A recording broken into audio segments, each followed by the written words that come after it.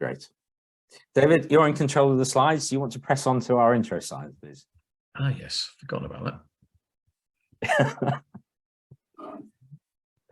Great. So I'm David Booth, and David Dunning is the other person who's we're hosting and facilitating this.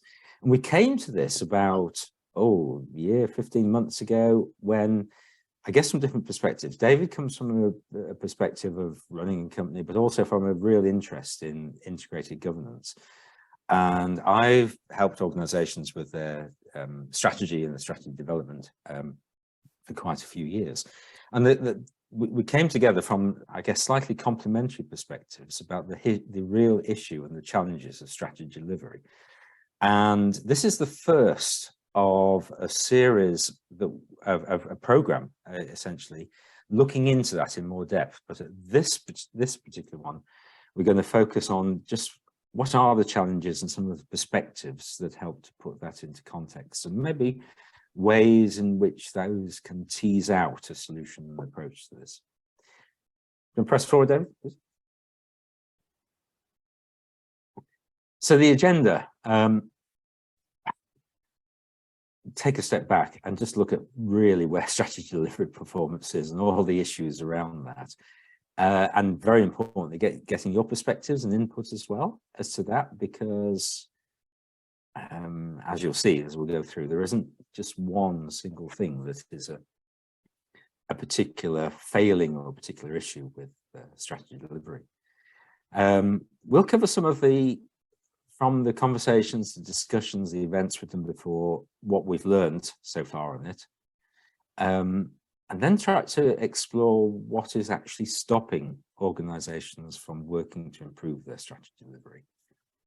And then we'll put forward, based on our experience, some tactics and approach by which you could engage and start that journey of improvement and start to engage your organization with that journey of improvement. And then we've got some homework for people at the end as well. So I hope that's okay. Next slide, David.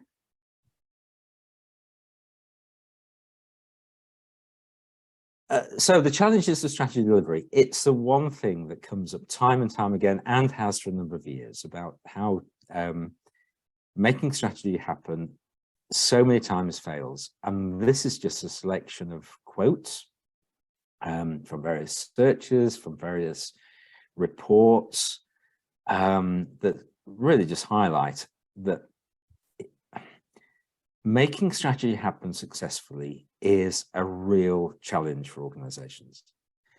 I guess so much of the effort goes into the formulation, the theory of things going forward, the tablets of stone of your strategic plan and the board endorsement, etc.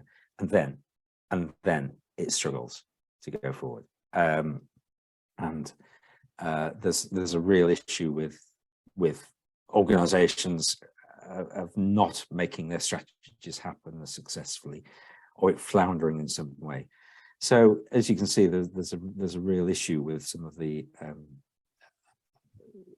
problems around strategy delivery that pervade organizations and the whole field.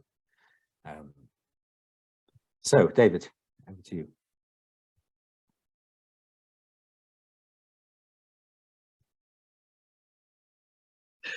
So the next step then is to ask you guys. We've given you some thoughts from that and facts that we can dig out of the internet. How about could we ask you to use the chat and post into the chat? What have been? How do you see the failure of strategy delivery, or the excellence of strategy delivery? What symptoms are you seeing? What pains are you spotting? How does strategy delivery manifest itself and appear in your organization?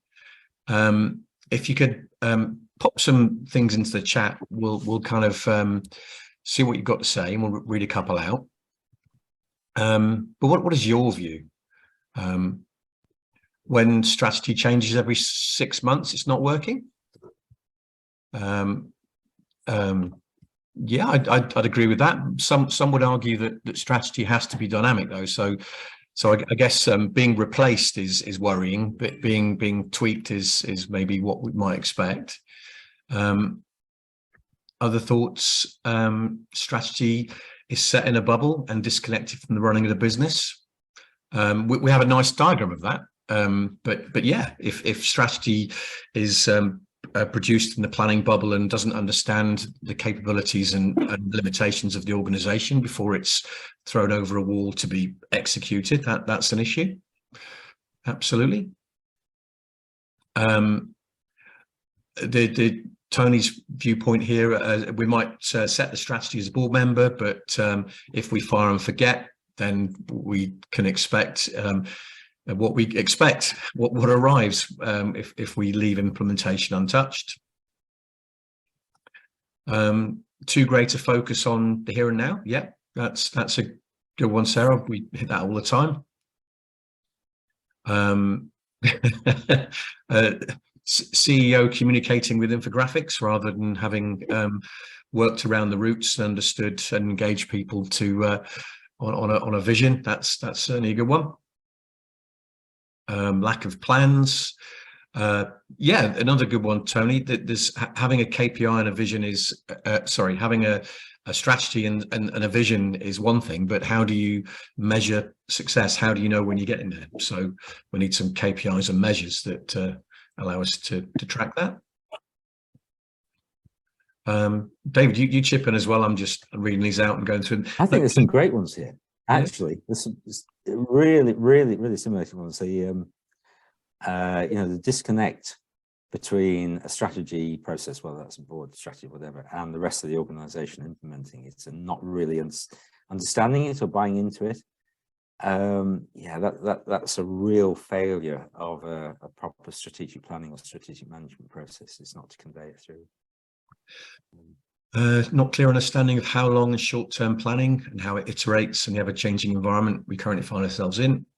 Strategies should be stable but adapt to the environmental changes. Yeah, so if absolutely, we can't recreate our whole strategy every 2 minutes, but if we have to respond to the outside world and be dynamic.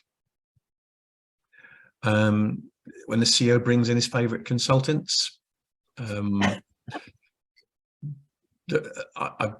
if that means the CEO is ignoring the capability that he has internally, that's possibly an issue for engagement and ownership of what's being prepared. So please, guys, keep chatting away. Keep putting thoughts in as they come along to you. But just for expedience, we'll crack on. This section of the recording and the next page that follows have been added in to contain written responses to the questions that were raised. If you want to read the content, just stop the video or rewind, or get in touch with us and we can send you a spreadsheet.